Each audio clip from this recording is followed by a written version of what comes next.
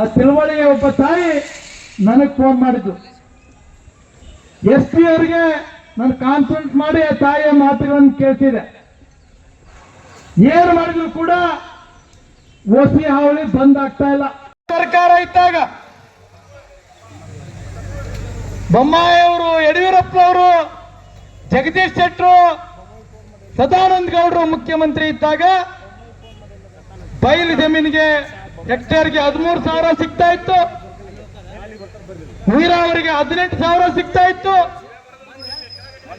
ತೋಟಪಟ್ಟಿಗಳಿಗೆ 28,000 ಪರಿಹಾರ ಸಿಗ್ತಾ ಇತ್ತು. ದೊಡ್ಡ ಪ್ರಮಾಣದಲ್ಲಿ ರೈತನಿಗೆ ಬೆಳೆ ಹಾನಿ ಸಿಗ್ತಾ ಇತ್ತು, ಬೆಳೆ ವಿಮೆ ಸಿಗ್ತಾ ಇತ್ತು. ಆದ್ರೆ ಈ ಸರ್ಕಾರ ಅಧಿಕಾರಕ್ಕೆ ಬಂದ ನಂತರ ರೈತರಿಗೆ ಕೊಡ್ತಾ ಇದ್ದಂತ ಸಬ್ಸಿಡಿ ಮೂಲಕ ಕೊಡ್ತಾ ಇದ್ದಂತ ಬೀಜದ ಬೆಲೆ ಗಗನಕ್ಕೇರಿದೆ. 3 ಪಟ್ಟು ಹೆಚ್ಚಿಗೆ ಮಾಡಿದಿರಿ. ಗೊಬ್ಬರ ಸಿಗ್ತಾ ಇಲ್ಲ, ಬಫರ್ ಸ್ಟಾಕ್ ಮಾಡ್ತಾ ಇಲ್ಲ. ವ್ಯಾಪಾರಸ್ಥರಿಗೆ ಅನುಕೂಲ ಮಾಡಿಕೊಡುವಂತಹ ದೃಷ್ಟಿಯಲ್ಲಿ ಗೊಬ್ಬರದ ವ್ಯಾಪಾರಸ್ಥರಿಂದ ಕೋಟ್ಯಾಂತರ ರೂಪಾಯಿ ದುಡ್ಡು ವಸೂಲು ಮಾಡ್ತಾ ಇದ್ದೀರಿ. ಸ್ಪ್ರಿಂಕ್ಲರ್ ಇಲ್ಲೇ ನಮ್ಮ ಕೃಷಿ ಸಚಿವರಿದ್ದಾರೆ, ಅವರು ಮುಖ್ಯಮಂತ್ರಿ ಇದ್ದಾಗ ಒಂದು ಸ್ಪ್ರಿಂಕ್ಲರ್ ಸೆಟ್ಟಿನ ಬೆಲೆ 1,800 ರೂಪಾಯಿ, ಇವತ್ತು 4,500 ರೂಪಾಯಿ. ಯಾರ ಕಡೆಯಿಂದ ಲೂಟಿ ಹೊಡೆದ್ರಿ? ನಮ್ಮ ಸರ್ಕಾರದಾಗಿದ್ದ ಹಣ ಕೇವಲ 1,800 ರೂಪಾಯಿ, ಇವತ್ತು 4,500. ಅವ್ರ ಕಡೆಯಿಂದ ರೂಟಿ ಹೊಡಿತಾ ಇದ್ದಾರೆ, ಅದು ಕೂಡ ಸಿಗ್ತಾ ಇಲ್ಲ. ಡ್ರಿಪ್ ಸಬ್ಸಿಡಿ ಬರ್ತಾ ಇಲ್ಲ.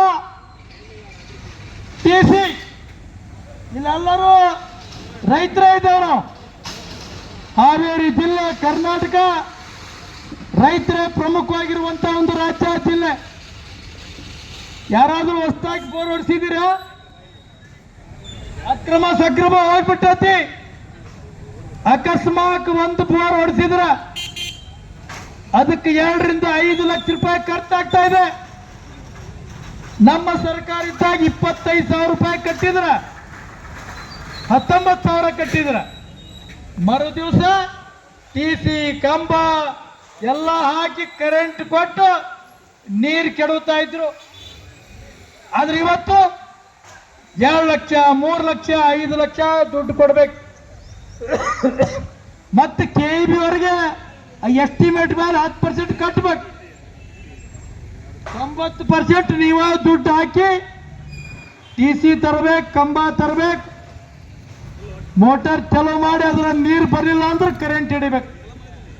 ಆ ಪರಿಸ್ಥಿತಿ ಇವತ್ತು ಕರ್ನಾಟಕ ರೈತರಿಗೆ ಬಂದೊದಗಿದೆ.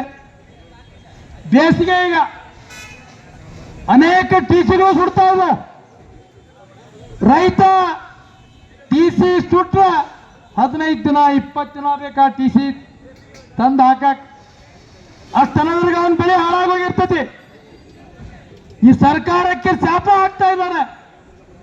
ರೈತರ ಶಾಪ ಈ ಸರ್ಕಾರಕ್ಕೆ ತಡ್ತಾ ಇದೆ.